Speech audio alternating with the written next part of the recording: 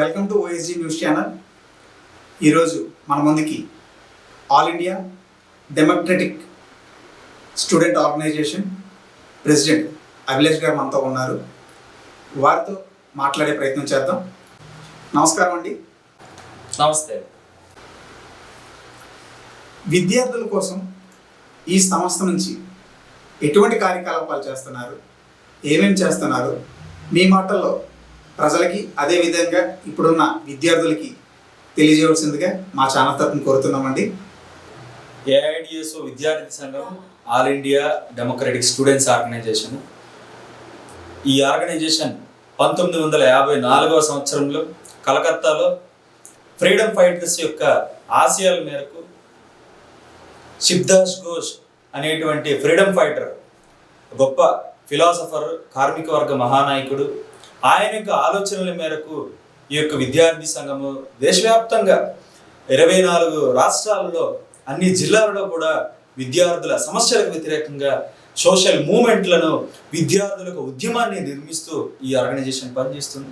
ముఖ్యంగా దేశ స్వతంత్రోద్యమంలో నేతాజీ సుభాష్ చంద్రబోస్ కానీ, అల్లూరి సీతారామరాజు కానీ, లేకపోతే భగత్ సింగ్, చంద్రశేఖర్ ఆజాద్, ఖుదీరామ్ బోస్ ఇట్లాంటి గొప్ప విప్లవకారులు ఏదైతే కలలుగన్న సమాజం, పీడిత ప్రజలకు, విద్యార్థులకు నాణ్యమైన విద్య, వైద్యము ఏదైతే అందాలో అట్లాంటి వాళ్ళు కలలుగన్నటువంటి సమాజాన్ని స్థాపించడానికి, భారతదేశంలో వారి యొక్క ఆశయాలను ఫుల్ఫిల్ చేయడానికి, వారి యొక్క ఆశయాలను ముందుకు తీసుకెళ్తూ వారి యొక్క వారసులుగా ఈ యొక్క విద్యార్థి సంఘం పనిచేస్తుంది.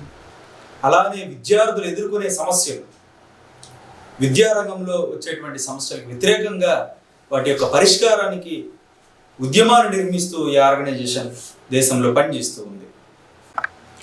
ఎందుకంటే దేశంలో అల్లూరి సీతారామరాజు గారి కళ్ళ కన్నా ఆశయాలు కానీ, భగత్ సింగ్ కళ్ళ కన్నా ఆశయాలు కానీ, నేతాజీ సుభాష్ చంద్రబోస్ గారి ఆశయాలు అనేవి ఈరోజు ఫుల్ఫిల్ కాలేదు. నాణ్యమైన విద్య, వైద్యము అనేది విద్యార్థులకు ఈరోజు అందడం లేదు.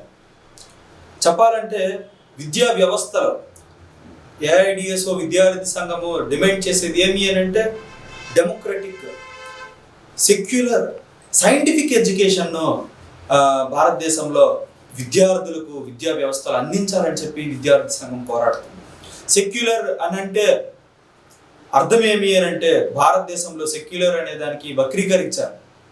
సెక్యులర్ అంటే అర్థం ఏమంటే రాజ్యంలో కానీ లేదా విద్యా వ్యవస్థలో కానీ, ముఖ్యంగా విద్యా వ్యవస్థలో రాజకీయాలు లేదా మతం అనేది దాని తాలూకా ప్రాబల్యం కానీ, దాని తాలూకా ప్రభావం కానీ, వాటి యొక్క ఇన్వాల్వ్మెంట్ అనేది లేకోకుండా నాణ్యమైన విద్యను, సెక్యులర్ సైంటిఫిక్ థింకింగ్ ప్రాసెస్ను సమాజంలోనూ విద్యార్థుల్లోనూ పెంపొందించే విధంగా అందించే విద్యా వ్యవస్థకై ఏఐడిఎస్ఓ విద్యార్థి సంఘం ఈరోజు ఫైట్ చేస్తూ దానికోసమనే దేశంలో ముఖ్యంగా పనిచేస్తూ ఉంది.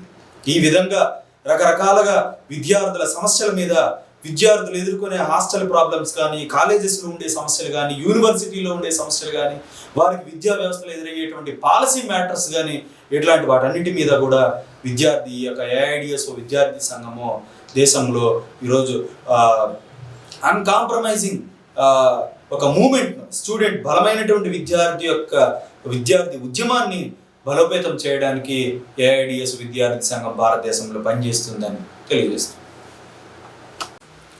మీ సంస్థ కోసం అదేవిధంగా విద్యార్థుల కోసం మీరు చేసే కార్యక్రమాల కోసం చాలా చక్కగా వివరించారు. చాలా థ్యాంక్స్ అండి. కాలేజీలలో విద్యార్థులు ఎక్కువగా ఆత్మహత్య ప్రయత్నాలు చేస్తున్నారు. దీనికి గల ముఖ్య కారణం వారి తల్లిదండ్రుల లేదా విద్యా వ్యవస్థన లేదా ఇప్పుడున్న సొసైటీ అంటే వ్యవస్థన అని మీ మాటల్లో విద్యార్థులకి అలాగే మా ఛానల్ కూడా తెలియజేయండి. నిజమే మీరు చెప్పేది. ఈ మధ్యకాలంలో ముఖ్యంగా తెలుగు రాష్ట్రాల్లోనే కాదు, దేశవ్యాప్తంగా కూడా విద్యార్థుల యొక్క ఆత్మహత్యలు అనేవి చాలా పెంచి పెరుగుతున్నాయి. ఒకప్పుడు చెప్పాలంటే దేశంలో రైతుల ఆత్మహత్యలు ఎక్కువగా ఉండేవి అని మాట్లాడుకునేవాళ్ళు. కానీ ఈరోజు విద్యార్థులకు ఆత్మహత్యలు విపరీతంగా పెరిగిపోతున్నాయి. ఎందుకు అని అంటే మనం చాలా ఈ విషయాన్ని దేశంలో ఉన్న ప్రజలు, ముఖ్యంగా తల్లిదండ్రులు అంతా కూడా చాలా ఏమంటారు శ్రద్ధగా వీటిని అర్థం చేసుకోవాల్సి ఉంటుంది. ఎందుకు అనంటే ఈరోజు చిన్న పసిపిల్లలు వాళ్ళంతా కూడా 13 ఏళ్ళ 14 ఏళ్ళ పిల్లలు, ముఖ్యంగా ఇంటర్మీడియట్ పిల్లలు ఎక్కువగా ఈరోజు సూసైడ్ చేసుకుంటున్నారు. కార్పొరేట్ విద్యా సంస్థలు ఎప్పుడైతే ఈరోజు విద్యా వ్యవస్థలు ఎంటర్ అయ్యాయో విద్యార్థుల ఆత్మహత్యలు అనేవి ఈరోజు పెరుగుతున్నాయి. అసలు చెప్పాలంటే విద్యాలయము అని అంటే ఎందుకంటాము, విద్యాలయము అనేది ఒక విద్యా వ్యవస్థ అనేది కాలేజీ కళాశాల ఆహ్లాదకరమైనటువంటి వాతావరణంతో విద్యార్థులందరికీ కూడా విద్యను అందించే విధంగా ఉండాలి. కానీ ఈరోజు ఒక సెంట్రల్ జైలు మాదిరిగా ఈరోజు విద్యా వ్యవస్థలు, ముఖ్యంగా ప్రైవేట్ కాలేజీలు, హాస్టల్స్ అనేవి తయారవుతున్నాయి. మన ముఖ్యంగా తెలుగు రాష్ట్రాల్లో అయితే మోనోపోలీస్గా ఇంటర్మీడియట్లో ఏ విద్యా సంస్థలు అనేవి ఉన్నాయో మీ అందరికీ తెలుసు. ఇంటర్మీడియట్లో ముఖ్యంగా 2 అవంతా కూడా ఈరోజు మోనోపోలీగా ఉన్నాయి. ఇవంతా కూడా విద్యార్థులంతా కూడా ఒక చేపను ఎలా అయితే మనం వాటిని క్లీన్ చేయడానికి ఎలా అయితే మనము వండుకునే ముందు బండకేసి ఎలా పాముతామో, విద్యార్థులంతా కూడా ఈరోజు కాలేజీల్లోనూ హాస్టల్స్లోనూ ఇట్లా పెట్టి వీళ్ళంతా ఇదే పని. కల్చరల్ యాక్టివిటీస్, స్పోర్ట్స్, లేకపోతే రకరకాల కళలు, సాహిత్యము, ఇవన్నీ కూడా విద్యార్థులకు అందించాల్సి ఉంటుంది. వారికి ఎందులో అయితే వాళ్ళ యొక్క ఇంట్రెస్ట్ ఏదైతే ఉందో దాన్ని తగ్గట్టుగా వాళ్ళకి బోధించాలి. కానీ ఈరోజు 1, 1, 2 అని చెప్పి ర్యాంకులు ప్రచారం చేస్తూ ఒక మార్కెటింగ్ మైండ్ సొసైటీలో ఈరోజు డెవలప్ చేశారు. దీనికి కారణము ఈ వ్యవస్థతో సంబంధం ఉన్న ఈ విద్యా వ్యవస్థ కూడా, రాజకీయ వ్యవస్థ కానీ విద్యా వ్యవస్థ, ఈ 2 కూడా ఈరోజు విద్యార్థుల ఆత్మహత్యలకు సమాధానం చెప్పాల్సినటువంటి బాధ్యత వాళ్ళకు ఉంది. వాళ్ళే ఈరోజు విద్యార్థుల యొక్క ఆత్మహత్యలకు బాధ్యత వహించాలి. ఎందుకు అని అంటే ఈరోజు వాళ్ళు విద్యా వ్యవస్థలో ఉన్నటువంటి ఒత్తిడిని తట్టుకోలేకపోతున్నారు. ర్యాంకులు లేకపోతే మార్కుల ప్రచారం ఎప్పుడైతే చేస్తున్నారో, చదువు అంటేనే ర్యాంకులు, మార్కులు, సర్టిఫికెట్లు అని చెప్పి ఈరోజు ఈ వ్యవస్థలో, ముఖ్యంగా విద్యా వ్యవస్థలో ఎప్పుడైతే ప్రచారం అనేది జరిగిందో, మార్కెటింగ్ మైండ్ మాదిరిగా ఇది కూడా ఒక మార్కెటింగ్గా తయారవుతుంది. కాబట్టి దీని తాలూకా ప్రచారం ఎక్కువయ్యి అవతల పక్క తల్లిదండ్రుల నుంచి కూడా ఒత్తిడి అనేది, ఎదురింటి అబ్బాయికి 10/10 వచ్చింది, లేకపోతే 900 మార్కులు వచ్చాయి ఇంటర్లో, నీకు ఎందుకు రాలేదు, నీకు లక్షలు మేము పెడుతున్నాం కదా, నువ్వు ఎందుకు చదవడం లేదు, నువ్వు చదువు అని ఒత్తిడి చేయడము. లేకపోతే కాలేజెస్లోను ఈరోజు ముఖ్యంగా కాలేజెస్లో అయితే ఈ ప్రైవేట్ కాలేజెస్లో, కార్పొరేట్ కాలేజెస్లో స్టూడెంట్స్ను ఎలా డీల్ చేయాలనేది వాళ్ళకి తెలియడం లేదు.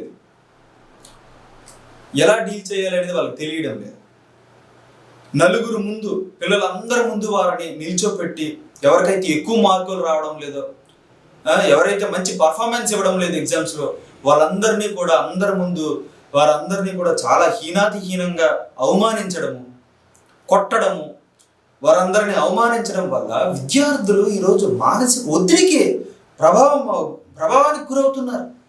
అవతల తల్లిదండ్రుల నుంచి, యువతల సమాజం నుంచి, ఇంకో పక్క కాలేజీలో ఉన్నటువంటి మేనేజ్మెంట్, లెక్చరర్స్ నుంచి ఆ ఒత్తిడి ఏదైతే ఉందో, ఈ ఒత్తిడి తాళలేక ఈరోజు విద్యార్థులంతా కూడా అతి చిన్న వయసులో వారి బంగారు భవిష్యత్తును ఈరోజు నాశనం చేసుకుంటూ ఆత్మహత్యలకు పాల్పడుతున్నారు. ఇవన్నీ ఎప్పుడు పరిష్కారం అవుతాయి అని అంటే కార్పొరేట్ విద్యా సంస్థలన్నీ కూడా ఉండకూడదు. విద్య అనేది వ్యాపారంగా తయారవ్వకూడదు. విద్య అనేది విద్యా వ్యవస్థలు, విద్యాలయాలు అనేవి ఆహ్లాదకరమైనటువంటి వాతావరణంతో ఎప్పుడైతే ఉంటాయో, ఒత్తిడి లేనటువంటి విద్యను ఎప్పుడైతే విద్యార్థులకు అందిస్తారో, అలాంటి విద్యా వ్యవస్థ ఎప్పుడైతే భారతదేశంలో స్థాపించబడుతుందో అప్పుడు మాత్రమే ఈ యొక్క విద్యార్థుల యొక్క ఆత్మహత్యలు అనేవి పరిష్కారం అవుతాయి. అప్పటి వరకు కూడా విద్యార్థుల ఆత్మహత్యలు పరిష్కారం అవ్వవు. ఈ యొక్క కార్పొరేట్, ప్రైవేట్ విద్యా సంస్థల యొక్క ప్రధాన లక్ష్యం ఏమి అని అంటే విద్య పేరుతో విద్యార్థుల యొక్క తల్లిదండ్రులను దోచుకోవడం, విద్యార్థులను దోచుకోవడం. వేల లక్షలు అంతా కూడా వేలల్లోనూ లక్షల్లోనూ ఫీజులు కట్టించుకొని వారందరినీ కూడా దోచుకుంటూ వారి యొక్క ప్రచారం కోసం, వాళ్ళ యొక్క విద్యా సంస్థ ప్రచారం కోసం ర్యాంకులు కావాలి కాబట్టి విద్యార్థులందరినీ కూడా ఒత్తిడి చేస్తూ, వారికి ర్యాంకులు వచ్చే విధంగా చేస్తూ, ఎవరైతే రావడం లేదో వాళ్ళందరినీ కూడా అవమానిస్తూ ఈరోజు ఏవైతే వీళ్ళంతా చేస్తున్నారో ఇట్లాంటి పనులు, ఈ పనుల వల్లనే ఈరోజు విద్యార్థులకు ఆత్మహత్యలు అనేవి మన దేశంలో ముఖ్యంగా పెరిగిపోతున్నాయి. రాజస్థాన్లో అయితే మీరంతా గమనిస్తే, రాజస్థాన్లో అంతా అక్కడ కోచింగ్ సెంటర్లో విద్యార్థులంతా కూడా ఆత్మహత్యలు చేసుకుంటున్నారు, బిల్డింగ్ పై నుంచి దూకేస్తున్నారు. వారి యొక్క ఆత్మహత్యలను అరికట్టుకోకుండా బిల్డింగ్ చుట్టుపక్కల నెట్లు కడుతున్నారు. అంటే విద్యార్థులు పడిపోకుండా, కిందన దూకేయకోకుండా నెట్లు కడుతున్నారు తప్ప వారి యొక్క ఆత్మహత్యలను ఈరోజు అరికట్టడం లేదు. కాబట్టి ఈ యొక్క దేశంలో ఉన్న పాలకులు కూడా వాటి మీద దృష్టి పెట్టి వారి యొక్క ఆత్మహత్యలు, విద్యార్థుల యొక్క ఆత్మహత్యలను అరికట్టే విధంగా చర్యలు చేపట్టాలి. లేదంటే రానున్న కాలంలో భారతదేశంలో అది పెద్ద సమస్యగా ఈ యొక్క విద్యార్థుల ఆత్మహత్యలు అనేవి కూడా తయారవుతాయి. ఎందుకంటే విద్యా వ్యవస్థ జీవితంలో ఎదురయ్యేటువంటి సమస్యలు, ముఖ్యంగా స్టూడెంట్స్ వాళ్ళ లైఫ్లో ఎదుర్కొనేటువంటి సమస్యలు ఏ విధంగా వాళ్ళు దాన్ని ధైర్యంగా ఫైట్ చేయాలా, డిఫెండ్ చేయాలా అనేటువంటి మానసిక స్థైర్యాన్ని, మానసికతను ఈ విద్యా వ్యవస్థ విద్యార్థులకు అందించడం లేదు. కాబట్టి ఏ చిన్న సమస్య అయినప్పటికీ కూడా విద్యార్థులు ఏకైక పరిష్కారంగా ఆత్మహత్యల్ని ఎంచుకుంటున్నారు. కాబట్టి విద్యా వ్యవస్థ ఎప్పుడైతే ఈ యొక్క సమస్యలకు వ్యతిరేకంగా ఉన్నతమైన ఆదర్శాలతో, గొప్ప వ్యక్తుల యొక్క ఆదర్శాలతో విద్యార్థుల్లో వారు ఏ సమస్యనైనా ఎదుర్కొనేటువంటి మానసిక స్థైర్యాన్ని ఎప్పుడైతే పెంపొందిస్తుందో అప్పుడు ఈ యొక్క ఏదైతే వ్యాపారం అనేటువంటి మానసికత నుంచి బయటకు వచ్చి వ్యాపారం కాకోకుండా ఉన్నతమైన విద్య లక్ష్యంగా విద్యార్థులకు అందించడం అనేది లక్ష్యంగా ఎప్పుడైతే ఈ ప్రభుత్వాలు చర్యలు చేపడతాయో అప్పటి వరకు కూడా విద్యార్థుల యొక్క ఆత్మహత్యలు అనేవి పెరుగుతూనే ఉంటాయి. ఈరోజు మనం గమనిస్తే తినడానికి సరిగ్గా 3 పూటలకు తిండి లేనటువంటి తల్లిదండ్రులు కూడా ఈరోజు వాళ్ళ పస్తులుండి కూడా వ్యాపారము చేసేవాళ్ళు కానీ లేకపోతే మిగతా వాళ్ళంతా కూడా అన్ని రంగాల్లో ఉన్న తల్లిదండ్రులంతా కూడా అప్పో లేకపోతే ఏదో ఒకటి చేసి మా పిల్లలకు మంచి భవిష్యత్తుని అందించాలి అనేదే వాళ్ళ తపన. కాబట్టి వాళ్ళంతా లక్షల్లో పోసి ఈరోజు విద్యార్థులను చదివిస్తున్నారు. అది మంచి విషయం. కానీ ప్రధానమైనటువంటి సమస్య ఏమి అని అంటే, ఒక ప్రధానమైన క్వశ్చన్ కూడా ఏమి అని అంటే, విద్య తాలూకా లక్ష్యం ఏమిటి అనేది. Education means character making process, man making process అంటాం విద్య అనేది. కాబట్టి విద్య అట్లాంటి మనిషిని మనిషిగా తయారు చేసే విద్య, వ్యక్తిత్వాన్ని ఉన్నతీకరణ చేసేటువంటి విద్య అనేది విద్యార్థులకు అందించాలి. తల్లిదండ్రుల యొక్క ఆలోచన మంచిదే, మా పరిస్థితి ఈరోజు మా పిల్లలకు రాకూడదు అనేది. కానీ మీరు గమనించండి, ఇప్పుడున్నటువంటి టీచర్స్, లెక్చరర్స్, సీనియర్స్ ఎవరైతే ఉన్నారో ఒకప్పుడు వీళ్ళంతా కూడా ప్రభుత్వ కళాశాలల్లోనూ స్కూళ్ళల్లోనూ చదువుకుంటూ పైకి వచ్చిన వాళ్ళే, కష్టపడి పైకి వచ్చిన వాళ్ళే. వాళ్ళంతా గ్రామాల్లోనూ పల్లెటూరులో ఉండేటువంటి గవర్నమెంట్ కళాశాలల్లోనూ స్కూల్స్లోనూ చదువుకొని పైకి వచ్చిన వాళ్ళే. కానీ అట్లాంటి వాళ్ళంతా ఈరోజు ఇంత ఉన్నతమైన స్థాయిలో ఉన్నారు. కానీ ఈరోజు ఎందుకని సమాజంలో ఉన్నటువంటి తల్లిదండ్రులు కానీ అందరూ కూడా లక్షలు ఖర్చు పెట్టైనా సరే పర్వాలేదు చదివించాలని చెప్పి ప్రైవేట్ విద్యా సంస్థల్లో ఎందుకు జాయిన్ చేస్తున్నారు? దీనికి అర్థం ఏమంటే గవర్నమెంట్ స్కూళ్ళల్లోనూ కళాశాలల్లోనూ నాణ్యమైన విద్య అనేది అందడం లేదు అనేది. కాబట్టే తల్లిదండ్రులంతా కూడా ఈరోజు ప్రైవేట్ కళాశాలల్లోనూ స్కూళ్ళలోనూ లక్షల పోసి చదివిస్తున్నారు. కాబట్టి ఇవన్నీ ప్రైవేట్ విద్యా సంస్థల తాలూకా లక్ష్యం ఏమిటి? లాభాలు ఆర్జించడం అనేది. కాబట్టే వాళ్ళు ఇట్లాంటి లక్షల్లో ఫీజులు పెడుతున్నారు. లక్షల్లో ఫీజులు పెట్టి ఒక వస్తువును కొనుక్కునే విధంగా విద్యను చాలా కాస్ట్లీ చేస్తున్నారు. ఎందుకంటే తల్లిదండ్రుల్లో ఈ రకమైన భావన ఉంది కాబట్టి.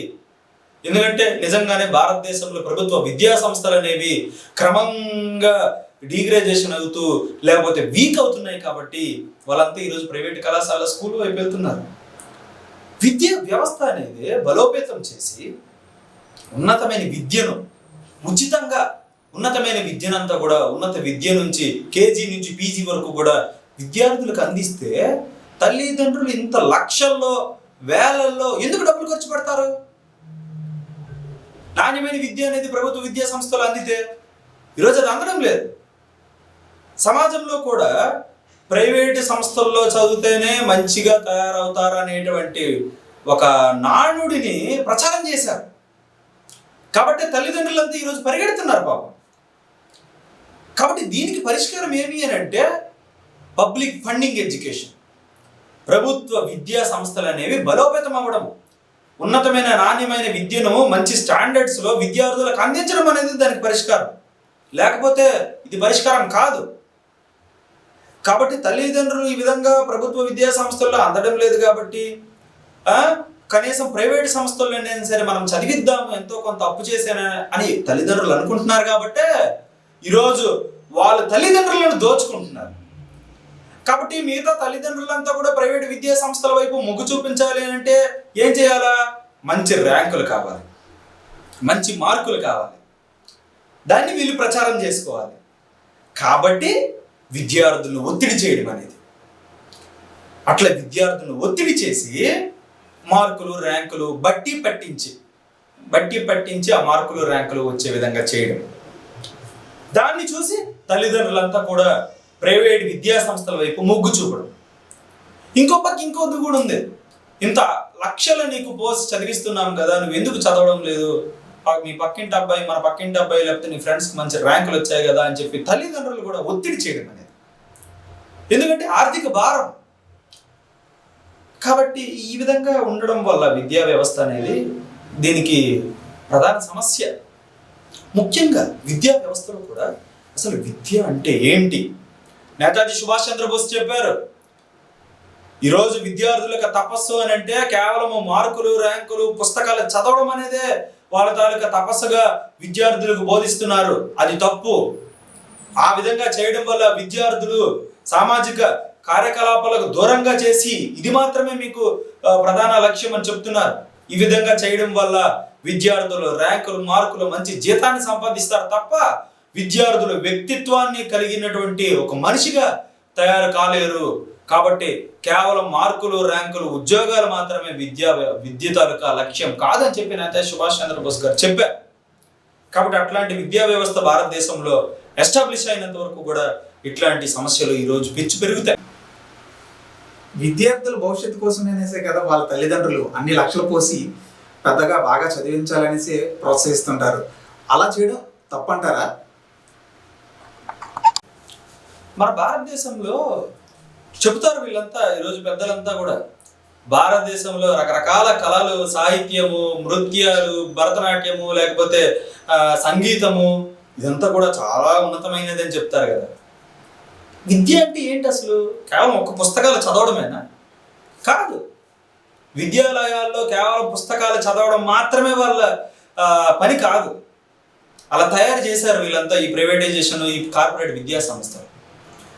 విద్యార్థులు నేర్చుకోవాల్సిన ఎన్నో కళలు, సాహిత్యం, చెప్పాలని ఇంకా వివరంగా మాట్లాడాలంటే కవితలు కానీ, రచయితలు పాటలు రాయడం కానీ, లేకపోతే కథలు రాయడం కానీ, లేకపోతే మంచి డ్యాన్స్, లేకపోతే కళలు, నృత్యం, పాటలు పాడడం, సంగీతం, లేకపోతే ఎన్నో games, kabaddi, kho kho, cricket, volleyball, football, ఇట్లా ఎన్నో, badminton games, indoor games, chess, ఇట్లాంటి ఎన్నో ఉన్నాయి.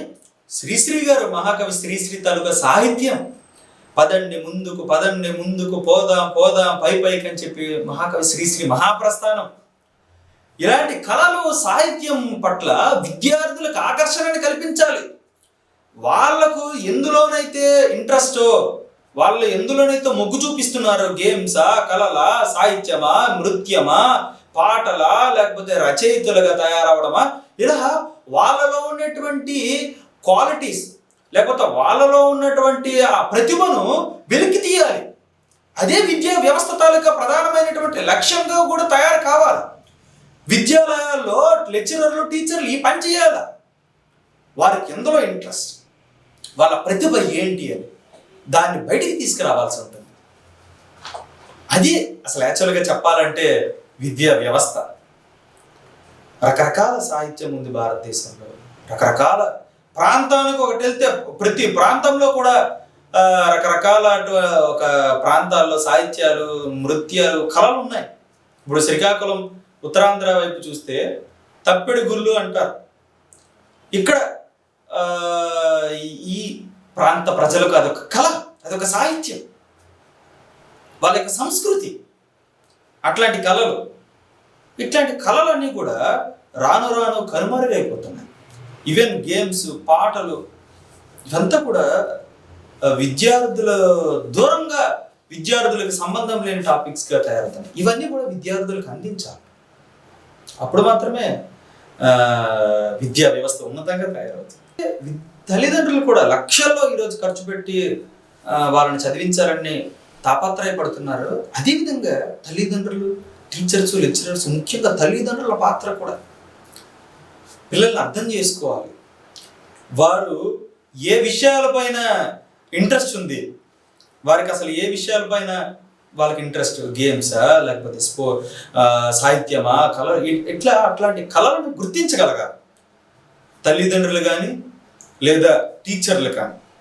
దాన్ని బయటికి తీయాలి, వారు దాన్ని ప్రోత్సహించాల్సి ఉంటుంది. ముఖ్యంగా తల్లిదండ్రులు కానీ టీచర్స్ కానీ దాన్ని ప్రోత్సహించాలి. అప్పుడు మాత్రమే ఇది పరిష్కారం అవుతుంది. ఇప్పుడు అది ఎందుకు అవడం లేదు అని అంటే సమాజంలో అలాంటి అట్మాస్ఫియర్ అనేది ఈ వ్యవస్థ తయారు చేయడం లేదు. కాబట్టి అది కూడా ప్రధానమైన కారణం. కాబట్టి వీళ్ళంతా కూడా ప్రోత్సహించాల్సి ఉంటుంది. తల్లిదండ్రులు కూడా ఎంతో డబ్బులు ఖర్చు పెడతారే, కాబట్టి మీ పిల్లల్ని కూడా మీరు అర్థం చేసుకోవాల్సి ఉంటుంది. కాబట్టి వారికి ఎందులో ప్రతిభ ఉంటుందో ఆ ప్రతిభను వెలికి తీసి దాన్ని ప్రోత్సహించే విధంగా కుటుంబాల్లో కూడా తల్లిదండ్రులు అట్లాంటి అట్మాస్ఫియర్ని ఏర్పాటు చేసేటువంటి పరిస్థితి కూడా ఏర్పడాలి. ఇవన్నీ కూడా జరిగినప్పుడు తల్లిదండ్రులు, టీచర్స్, విద్యా వ్యవస్థ, ఈ యొక్క సమాజం, ఇవన్నీ కూడా వీటిని చేంజ్ చేసినప్పుడు మాత్రమే విద్యార్థుల యొక్క ఆత్మహత్యలు అనేవి ఆగుతాయి. లేకపోతే విద్యార్థుల ఆత్మహత్యలు ఈరోజు ఆగేటువంటి ప్రసక్తే లేకుండా మరింత పెరిగే అవకాశం అనేది ఉంది. చాలా బాగా వివరించారు. ఏ వ్యవస్థ నుంచి ఎటువైపు నుంచి ఎటు వెళ్తే పిల్లల యొక్క భవిష్యత్తు బాగుంటుంది అనే విషయం చాలా చక్కగా చెప్పారు. చాలా థ్యాంక్స్ అండి. అదేవిధంగా ఈ మధ్య కాలంలో ఎక్కువగా బానిసత్వాన్ని అలవర్చుకుంటున్నారు. దీనికి గల కారణాలు తల్లిదండ్రులు పిల్లలు బాగుంటారనేసి వారు అడిగింది ఇవ్వడమా, లేక చుట్టూ ఉండే వ్యవస్థనా అనేది మీ మాటలో తెలియచెప్పండి. మీరు అన్నది నిజమే. ఈ మధ్యకాలంలో ఈరోజు చిన్నపిల్లల నుంచి కూడా స్టూడెంట్స్ అంతా కూడా వాళ్ళంతా విద్యార్థులు ఈరోజు మద్యానికి, మాదక ద్రవ్యాలకు బలైపోతున్నారు. ముఖ్యంగా విశాఖపట్నం లాంటి సిటీస్ అయితే, అంటే పోర్టుకి ఏదైతే దగ్గరున్న సిటీస్, అలాంటి సిటీస్లో ఉన్నటువంటి స్టూడెంట్స్, యూత్, యంగ్ పీపుల్ అంతా కూడా ఇలా ఈరోజు మద్యానికి, మాదక ద్రవ్యాలకు, ముఖ్యంగా డ్రగ్స్ అన్నిటికీ కూడా, గంజాయి లాంటి డ్రగ్స్కి బానిసలు అయిపోతున్నారు. అయితే వీటికి పరిష్కారం ఏమి అని అంటే కేవలం రీహాబిలిటేషన్ సెంటర్స్ స్టూడెంట్స్ను, యూత్ను పంపించడం సమస్య పరిష్కారం అవ్వదు. అసలు ఈ గంజాయి కానీ, మరి లేకపోతే కొకైన్, లేకపోతే మిగతా ఎట్లాంటి డ్రగ్స్ ఏవైతే ఉంటాయో ఇవి అసలు ఎలా సిటీలోకి ఎంటర్ అవుతున్నాయి? ఇది ఎవరికైనా తెలియని విషయమా? ఈ వ్యవస్థలో ఉన్న అధికారులకు, రాజకీయ నాయకులకు తెలియని విషయమా? కాదు. ఇక్కడ చాలా ఏమంటారు పెద్ద కుట్ర జరుగుతుంది. అది ఏమంటే ఈరోజు విద్యార్థులు, యూత్ అంతా కూడా మద్యానికి, మాదక ద్రవ్యాలకు బానిసలయ్యే విధంగా వాంటెడ్గా ఈరోజు చర్యలు చేపడుతున్నారు. ఈ యొక్క వ్యవస్థ, ఏదైతే ఈ పిడిబడిదారి వ్యవస్థ ఈరోజు భారతదేశంలో ఉందో, ఈ వ్యవస్థ దానికి కారణము. కాబట్టే ఈరోజు విద్యార్థులను ఆ విధంగా వీళ్ళు ప్రోత్సహిస్తున్నారు. ఆ రకమైన అట్మాస్ఫియర్ని క్రియేట్ చేస్తున్నారు. విద్యార్థులకు విచ్చలవిడిగా ఈ యొక్క మద్యము, మాదక ద్రవ్యాలు అనేవి ఎందుకు దొరుకుతున్నాయి? వాటిని అరికట్టే చర్యలు చేపట్టాలి కదా. అసలు అవి దాని తాలూకా ఏమంటారు ప్రొడక్షన్ అనేది ఎక్కడ తయారవుతుందో దాని మీద దెబ్బతీయాల్సి ఉంటుంది కదా. కానీ ఎందుకు చేయడం లేదు? స్టూడెంట్స్ యూత్ అంతా కూడా ఇట్లాంటి మద్యానికి మాదక ద్రవ్యాలకి అలవాటైపోయి వాళ్ళంతా వాటికి బానిసలుగా తయారైపోతే ఈ వ్యవస్థలో వాటి నుంచి డబ్బులు ఒక పెద్ద మాఫియా ఇదంతా కూడా. ఎవరైతే ఈ రాజకీయ నాయకులు ఉన్నారో వీళ్ళందరికీ కూడా దీంట్లో భాగం ఉంటుంది. ఆ డబ్బుల్లో వాళ్ళంతా కూడా పంచుకుంటారు. కోట్లల్లో వ్యాపారం ఇది. ఈ రకంగా చేసి విద్యార్థులంతా వాటిని బానిసలుగా చేస్తే సమాజంలో ఈరోజు నెలకొన్నటువంటి అన్యాయానికి, అక్రమాలకు, లేకపోతే విద్యార్థులు యూత్ వాళ్ళ యొక్క సమస్యలకు వ్యతిరేకంగా వాళ్ళు ఫైట్ చేయరు కాబట్టి, వాళ్ళు పోరాడరు కాబట్టి, ఇంకో అల్లూరి సీతారామరాజు ఇంకో భగత్ సింగ్ తయారు కాకూడదు కాబట్టి ఈరోజు విద్యార్థులంతా కూడా, యూత్నంతా కూడా వాంటెడ్గా, చెప్పాలంటే వాంటెడ్గానే ఈ వ్యవస్థలో ఉన్న వాళ్ళు వాంటెడ్గా వాళ్ళందరికీ కూడా ఈ యొక్క మద్యము, మాదక ద్రవ్యాలు అందే విధంగా పెట్టి వారంతా కూడా వాటికి బానిసలు అయ్యే విధంగా చర్యలు చేపడుతున్నారు. తల్లిదండ్రులు కూడా వాళ్ళు అడిగినది అంతా ఇవ్వడం, ముఖ్యంగా డబ్బులను, అట్లాంటి డబ్బులను ఎక్కువగా తల్లిదండ్రులు అందించకూడదు. చిన్న వయసులో వారికి అవసరమైన వాటిని సమకూర్చాలి తప్ప గారావం పేరుతో విద్యార్థుల చేతుల్లో, యూత్ చేతుల్లో ఎక్కువ మొత్తంలో డబ్బులు పెట్టకూడదు. ఆ రకంగా పెట్టిన విద్యార్థుల తల్లిదండ్రులే పాడు చేసినట్టుంటుంది. ఆ యొక్క దశలో వారికి ఏమేమి అవసరం, వాళ్ళ అవసరాలు ఏంటి అనేది సమకూర్చాలి తప్ప ఈ రకంగా చేయకూడదు. కాబట్టి ఈ రకంగా ఈరోజు వ్యవస్థ అనేది ఉంది. ఈ వ్యవస్థలో ఉన్నటువంటి పెద్దలంతా కూడా ఈ యొక్క డ్రగ్స్ కానీ, గంజాయి యొక్క కుంభకోణాలంతా కూడా నిమగ్నమై ఉన్నారు. కాబట్టే ఈరోజు విచ్చలవిడిగా ఈ డ్రగ్స్ అంతా కూడా సమాజంలో ఈరోజు విద్యార్థులకు, యూత్కి అంతా కూడా ఈరోజు దొరుకుతుంది. కాబట్టి వాళ్ళంతా కూడా దీనికి బానిసలు అవుతున్నారు. చాలా చక్కగా వివరించారు. మాదక ద్రవ్యాల మీద విద్యార్థులు ఎందువల్ల చెడిపోతున్నారు, వారికి ఎవరెవరు తోడ్పడుతున్నారు అనే విధంగా. అదేవిధంగా విద్యార్థుల మీద ఈ సినిమాల ప్రభావము, సోషల్ మీడియా ప్రభావం ఏదైనా ఉందంటారా? దాని నుంచి మీరు ఏం నేర్చుకుంటున్నారు? అసలు నేర్చుకున్న దాన్ని ఏం చేయాలనుకుంటున్నారు? చెప్పండి కొంచెం. ఇది చాలా మంచి ప్రశ్న. ఈరోజు సమాజానికి ఇది కావాలి, ఈ ప్రశ్న. అది మనం చూస్తే కదా 2 గంటల సినిమా, 2 గంటల సినిమా అనేది ప్రస్తుత సమాజంలో యూత్ పైన, స్టూడెంట్స్ పైన చాలా ప్రభావాన్ని ఈరోజు చూపిస్తుంది. ఎందుకంటే మీరు గమనించండి, కొన్ని ఎగ్జాంపుల్స్ మనం చూస్తే కదా, సినిమాల్లో ఉండేటువంటి క్యారెక్టర్స్, వాళ్ళ పాత్రలు, ఎలాంటి పాత్రలు ఈరోజు ఈ సినిమాల్లో పోషిస్తున్నారు, ఎలాంటి కల్చర్ని ఈరోజు డెవలప్ చేస్తున్నారు, ఎలాంటి కల్చర్ని ఈరోజు ప్రొజెక్ట్ చేస్తున్నారు అనేది మీరు గమనించండి. ముఖ్యంగా కొన్ని ఉదాహరణలు మీతో పంచుకుంటాను నేను. ఒక సెక్స్ పర్ఫెక్టర్ని హీరోగా ప్రొజెక్ట్ చేసి దాన్నంతా కూడా 2 గంటల సినిమాలో 1:30 నిమిషాలు అదే చూపించి లాస్ట్ ఒక అరగంట తండ్రి మీద ప్రేమ, తల్లి మీద ప్రేమ హీరోకి చాలా ఎక్కువ అని చెప్పి ప్రొజెక్ట్ చేయడం. కాబట్టి ఈ సినిమాలో ఏం చూస్తారు స్టూడెంట్స్, యూత్? ఏదైతే 1:30 నిమిషాలు మీరు ఏదైతే చూపించారో ఈ సెక్స్ పర్వర్టిజాన్ని, దాన్ని ఈరోజు స్టూడెంట్స్ ఆదర్శంగా ఈరోజు తీసుకుంటున్నటువంటి పరిస్థితి. లేకపోతే సినిమాల్లో వాడేటువంటి డ్రెస్సెస్ కానీ, లేకపోతే ఈ మధ్యకాలంలో సినిమాల్లో వచ్చేటువంటి పాటలు కానీ, లేకపోతే డైలాగ్స్ కానీ. ఒకప్పుడు కామెడీ అనేది ఇప్పుడు ఎలా తయారు చేశారంటే, కామెడీ అంటే ఒక వ్యక్తిని కించపరచడం అనేదే కామెడీ, అట్లా తయారు చేశారు. లేదా ఒక మంచి సినిమా అంటే ఏమి అని అంటే సెక్స్ థింకింగ్ని డెవలప్ చేసేటువంటి సీన్స్ పెట్టడము, ఫైట్లు పెట్టడము, ఇది మంచి సినిమా అనేటట్టు ఈరోజు ప్రొజెక్ట్ చేస్తున్నారు. సినిమాల్లో ఎలాంటి కల్చర్ని ఈరోజు చూపిస్తున్నారంటే, తాగండి, తిరగండి, ఎవరు మాట కేర్ చేయకండి, మీకు నచ్చింది మీరు చేయండి అని చెప్పి ఈరోజు సినిమాల్లో చూపిస్తున్నారు. చాలా ప్రమాదం అది. సినిమా మీరు చూస్తే కదా చాలా మంచి సినిమాలు గతంలో ఉండేవి. ఉదాహరణకు సంక్రాంతి సినిమా, ఉమ్మడి కుటుంబం, గుప్పెడంత మనసు, ఇట్లాంటి చాలా మంచి సినిమాలు ఉండేవి. అట్లాంటి సినిమాలను ప్రోత్సహించడం లేదు. ఈరోజు అది దిగజారిపోయినటువంటి కల్చర్తో ఈరోజు సినిమాలు తీస్తున్నారు. కాబట్టి అది ఉన్నత ఆదర్శాలు ఈరోజు సమాజంలో లేవు కాబట్టి స్టూడెంట్స్ అందరికీ కూడా అది చాలా గొప్ప సినిమాలుగా తయారవుతున్నాయి. కాబట్టి ఈ యొక్క సినిమాల్లో ఈ చెత్త కల్చర్కు స్టూడెంట్స్ అంతా ఈరోజు బానిసలైపోతున్నారు. మనం అంతా గొప్ప వ్యక్తులు అని చెప్తాం కదా, భగత్ సింగ్ కానీ, నేతాజీ కానీ, అల్లూరి సీతారామరాజు కానీ గొప్ప వ్యక్తులు అని చెప్తామే. వాళ్ళ గురించి కదా తీయాలి సినిమాలు, వాళ్ళ గురించి కదా యూత్కి చెప్పాలి.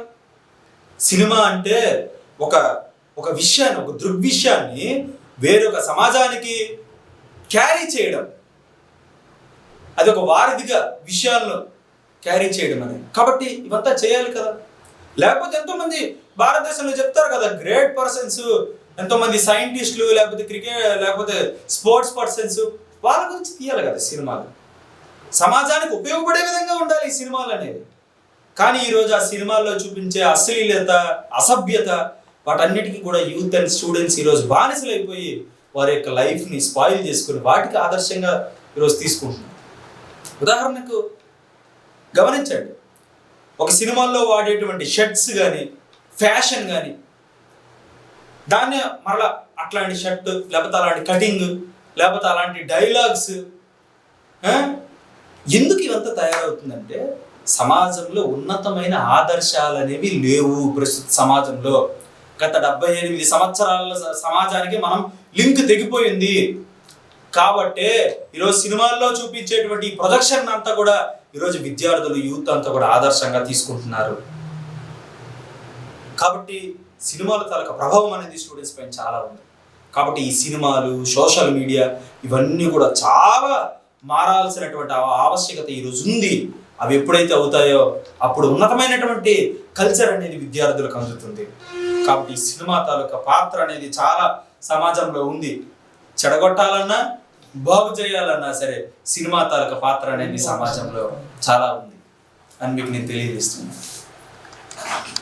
సినిమాలతో పాటే ఈవెన్ ఈ సోషల్ మీడియా, ఇన్స్టాగ్రామ్స్ కానీ, యూట్యూబ్ కానీ, ఈ రీల్స్, ముఖ్యంగా ఈ రీల్స్ కల్చర్ గమనించండి.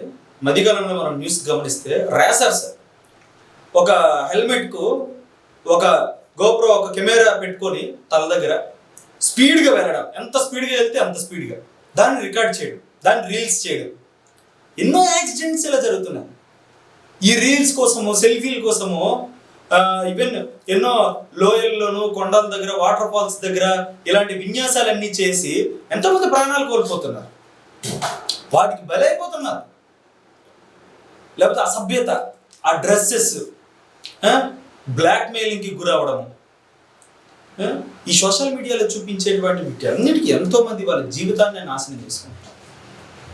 అసభ్యతలంతా కూడా ఈరోజు సోషల్ మీడియాలో ఈరోజు ప్రొజెక్ట్ చేస్తున్నారు. ఎంతోమంది ఆత్మహత్యలు చేసుకునేటువంటి పరిస్థితి కూడా ఈ సోషల్ మీడియాలో ఉండేటువంటి ఈ రీల్స్ కల్చర్ అనేది దారితీస్తుంది. ఎందుకంటే వేరే ఒక ప్రత్యామ్నాయ మార్గం అనేది ఈరోజు విద్యార్థులకు ఉండడం లేదు. అందరి చేతుల్లో ఈ స్మార్ట్ ఫోన్లో ఈ యొక్క reels culture, Instagrams, social media మరింత ప్రభావం కలిగిస్తుంది కాబట్టి యాడ్స్ రూపంలో. కాబట్టి దీనికి ఈరోజు విద్యార్థులంతా ఎక్కువ బానిసలు వాళ్ళ జీవితాన్ని నాశనం చేసుకుంటున్నారు. సోషల్ మీడియాను కూడా చాలా స్ట్రిక్ట్గా అరికట్టాలి. కానీ ఈ ప్రభుత్వాలు ఏం చేస్తున్నాయంటే సోషల్ మీడియాలో ప్రభుత్వానికి వ్యతిరేకంగా వచ్చేటువంటి ప్రచారాన్ని అరికడుతున్నాయి తప్ప విద్యార్థుల భవిష్యత్తును నాశనం చేసేటువంటి ఈ రీల్స్, లేకపోతే చెత్త చెదారాన్ని ఈరోజు ప్రభుత్వాలు అరికట్టంగా ఈ సోషల్ మీడియా మీద ప్రభుత్వం కఠిన చర్యలు కూడా చేపట్టాల్సి ఉంటుంది. అప్పుడు మాత్రమే వాళ్ళు దీని నుంచి డైవర్ట్ అవ్వగలుగుతారు. Thank you so much Abhilash గారు. విద్యార్థుల కోసం, వారు పడే అవస్థత కోసం, అదేవిధంగా తల్లిదండ్రులు ఏ విధంగా నడుచుకుంటే పిల్లల భవిష్యత్తు బాగుంటుంది అనే విషయం మీద చాలా చక్కగా వివరించారు. మా ఛానల్ తరఫున మీకు ప్రత్యేక ధన్యవాదాలు తెలియజేస్తూ, అలాగే మా ఛానల్ చూసిన ప్రతి ఒక్కరూ సబ్స్క్రైబ్ చేయండి, బెల్ ఐకాన్ మాత్రం తప్పకుండా ప్రెస్ చేయండి. Thank you.